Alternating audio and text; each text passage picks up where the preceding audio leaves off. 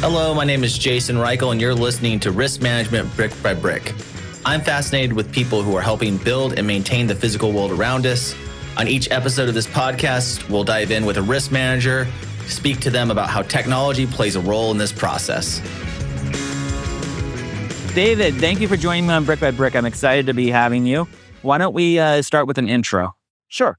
So first of all, thank you for having me on. I work at Alliant Insurance Services. I'm a senior vice president. My role is primarily around cyber claims and policy wording, making sure that the coverage is fit for purpose for our clients, that the policy performs when they have a claim, and also educating them around incident response, helping them integrate their insurance into their incident response planning, taking part in tabletop exercises, everything we can do to make sure that insurance it's considered as part of their incident response plan and it's not an afterthought. What kind of companies are we talking about that you do this for? So Alliant is a full service brokerage firm. So we work across all industries and market segments, small, mid-size, and large accounts. There are certain industries that Alliant is probably better known in than others. For example, in construction, in public entities, in healthcare, financial institutions are some industries where we are especially prominent. So the incidents that are coming up are typically like,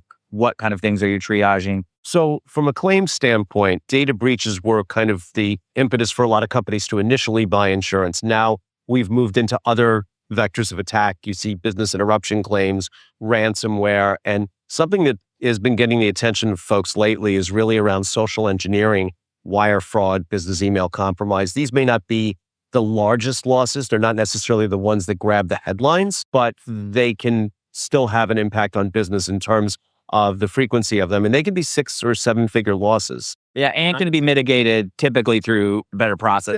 There are better controls that can be put in place to help businesses minimize the risk. Yeah, let's talk about some of these things because this is an area where we do a lot of work and a lot of conversations around construction and manufacturing. A lot of the risk managers in those positions, I already have some insurance for this, right? So it can be mitigated through that. But the world of all of these kind of new risks, AI, but also all the social engineering, all that are kind of new for some of the people in the industry and they're trying to wrap their arms around it. What kind of frameworks or how do you advise people to sort of structure programs with this in mind? Right. Well, the first thing I would say is, and this may sound counterintuitive coming from an insurance broker, but you don't want to rely on insurance as a way of mitigating risk, right? It's a risk transfer tool. It's a backstop. It's not a substitute for having good security, good controls in place. And to be honest, the underwriters don't want to provide coverage if you don't have the requisite controls in place. So it's not a substitute, and we would never recommend that. Some of the things that businesses should be doing to guard against this include making sure that they have the right security controls, such as multi-factor authentication, a good email filtering system, but also educating their employees to be able to spot phishing emails. And there are vendors that can come in and help train people to do this. Also, it's important you people talk about know your customer. You also need to know your service provider, know your vendor. Have an established procedure in place for them to make updates in payment or wire instructions, because very often what happens is an employee will get an email that's cleverly crafted and the sender will tell them that they immediately need to change these instructions because they are in the system. They might I've got those emails. Yeah, they might be in your business's system or that of your vendor, and they have been watching and they know that the coffee distributor payment is due on the 17th of the month. And so on the 16th, they send something out saying we've updated our wire instructions.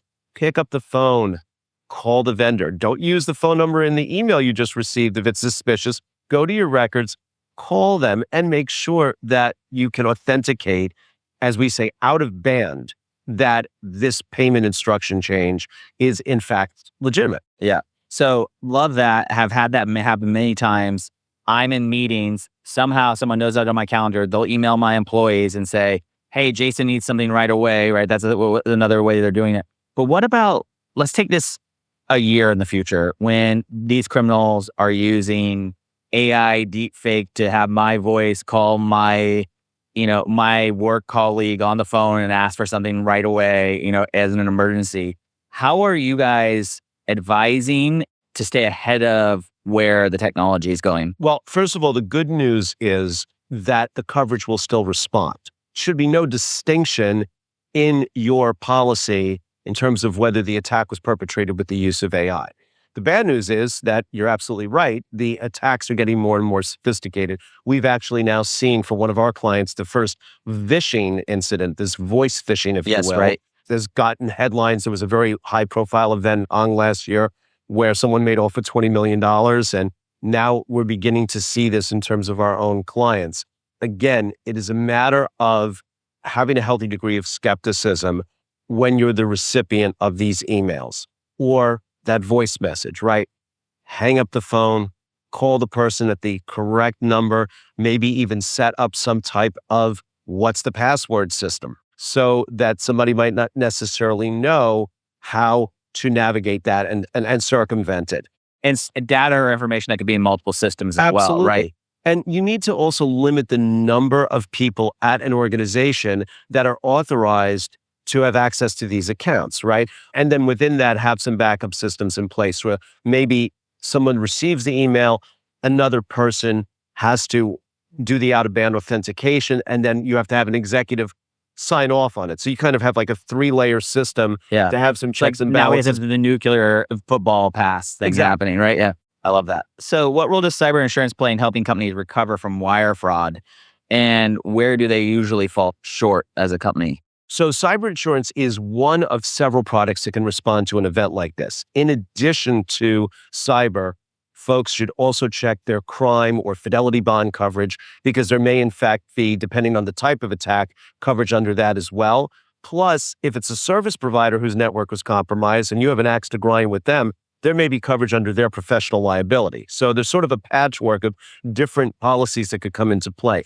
On the cyber, there's essentially 4 different types of cybercrime losses that are picked up under a cyber policy. Let's set aside the cryptocurrency, right? There's this Bitcoin mining type stuff. That's a whole other category, but let's set that aside for a minute. A fraudulent transfer of funds directly out of your bank account is more likely to be picked up under your crime or fidelity bond, but check, there may be coverage under the cyber as well. Ransomware or something. Oh, sure. That would be cyber. A social engineering claim. And when we talk about social engineering could be used to perpetrate a wide variety of events, but I'm talking here strictly about the misappropriation of funds. Yeah. So if someone perpetrates through some type of fraudulent impersonation, a change in payment or wire instructions, your employee falls for it and they execute on that request, that loss is typically picked up under a cyber policy. Again, there may also be coverage under the crime. Third category that we don't want to ignore is something called invoice manipulation.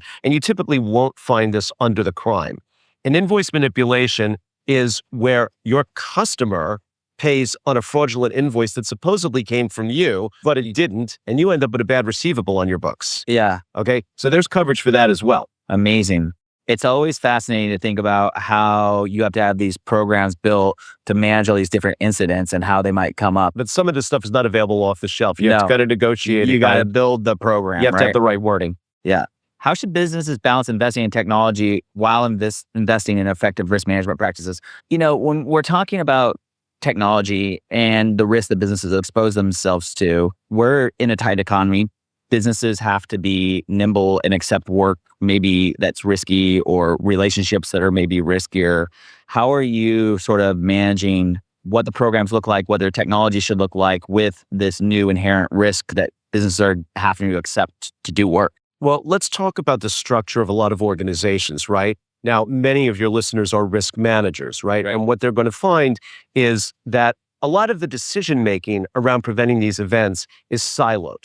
You have risk management is actually the buyer of the insurance. You have IT that is controlling what, email filters are being used and what social engineering training is happening. You have HR who might be responsible for offboarding employees to decredential them so they no longer have privileged access to your accounts, and even legal can get involved, right? Bringing these people together and having them understand that there's a shared interest in mitigating these events instead of seeing them at odds with each other. It's like you say, how do you balance the technology with the risk management? We don't want IT to be the enemy. IT is trying to keep us safe, but also at the same time, take advantage of these new technologies to make a company profitable, right? So you have to find a way to do that working together. One of the things that risk managers can do I think, to elevate their profile within an organization is to bring in an outside firm like Alliant to conduct a tabletop exercise for their internal stakeholders. To show everybody they're in it together and show where those Right. gaps are. And to show, first of all, oh, we have insurance for this? I didn't realize that. Oh, there's certain vendors we have to use. Let's integrate that into the planning, not to impede the technology from developing, but to make sure we go about this in a way that's in line with the rights and the responsibilities that you have under the policy. And then the risk manager looks like a star within their own organization because they brought in an additional resource. Absolutely. I'm telling risk managers now and advising that you really need to be like in the part of the business that creates opportunity and show people that this is not a no. The risk management team is not a no. It's a yes, but how? You don't want to be seen as vetoing everything. Right. That's work with a lot of construction companies, and a lot of the risk managers and some of these construction companies have taken an approach of like basically cutting off access to everything. No, no, no, no. And I'm like, I'm not sure that's going to really benefit you in the long run. What are some emerging cyber risks that organizations should be prepared for? We talked about the voice one. What are some other? So obviously these phishing schemes and now the use of AI even to develop avatars that can impersonate C-level executives or vendors or whomever. We have to be aware of how AI is going to be deployed to advance these threats. It's not, again, from the standpoint of coverage, something that should be excluded, but it does lower the barrier to entry. It makes it more feasible for threat actors to get in and to perpetrate these events. Quantum computing is just going to rapidly accelerate the ability of threat actors to crack the code, so to speak, to be able to try to bust different passwords or to be able to develop different methods of attack or identify zero-day vulnerabilities, these vulnerabilities that for which there is no patch. It doesn't change the essential character of the threat. It just means that they're going to be more persistent, more pervasive, and, frankly, more sophisticated, harder to stop. Yeah. And then technology hopefully will come along behind it. But technology is usually behind the criminals, right? We have to rely on solid processing, solid risk matrix, solid breakdowns of where your risks are, defining that appetite. And I love when you bring the understanding of the technology risk, but with the risk management background of understanding that like these things are processes that need to be followed. They're frameworks that need to be deployed. They're role plays that need to happen with the team. There are all these sort of things you can be doing to prepare yourself. Yeah, I mean, look, 10 years ago, the conversation was the chief information officer might have said, oh, we don't need cyber insurance. Nobody can hack us. We're not a likely target, or we have the best controls in place. Nobody's really saying that anymore because we recognize everyone is a target. So with that in mind, let's break down the wall between risk management and IT and get people to work together. Let's do a game of risky or too risky. Okay. Skipping the employee background check to expedite hiring. Risky or too risky? Too risky. Too many incidents are perpetrated by rogue employees or rogue former employees. You really need to know who you're hiring. I love that. Allowing updates to come from a software automatically. Risky or too risky? Well, that's a tough one because unfortunately there have been software updates that were pushed out by vendors who themselves have been hacked. So while I want to say you want to patch early and often, you also need to be careful to not be taking something blindly from a service provider, particularly if it's off the cycle of the cadence that you would normally expect from them. This is why it's so important for organizations to get information from outside entities like CISA that put out updates in terms of critical vulnerability exploits and things to watch out for. So I'm going to say that it's right on the line. It's too risky because it's been compromised, but that's not an excuse not to patch. I just had a healthcare system company on, and they were telling me the story about how they bought an ultrasound machine, same one they always buy, and they needed it right away because something happened where it broke, and so they needed to buy these. So they bought 10 new ones, brought them in, had the same software, had everything. But what they didn't know is they were loaded with AI capabilities, right? And so someone got in through the back door of that and started taking information off those machines, right? And it passed all the checks, same hardware, same software version, all of these things. But because a lot of companies are just switching on their AI feature, right with AI or do this other thing, it's introducing stuff in it. So I think it's more important now than ever to really have that stuff covered successfully. Let's go down to a real life scenario here. Have you ever tried an extreme diet detox? No. Is that risky or too risky? Anything with the word extreme in it is probably too risky. Too risky. You know, I'm still trying to lose my COVID-19, but other than that, no, I'm not going to do anything crazy. I'm from California. They're always trying to get me to do some extreme detox. Going on a date with someone, imagine you were single here. Going on a date with someone you met online without any prior video calls, risky or too risky? In this day and age, incredibly too risky. I'm thankful to say that when I was single, we didn't have this type of technology wasn't in play. So see this, happily married 25 years. Never had to worry about that. So too risky. Too risky. Last one. This is an interesting one. Eating food past its expiration date.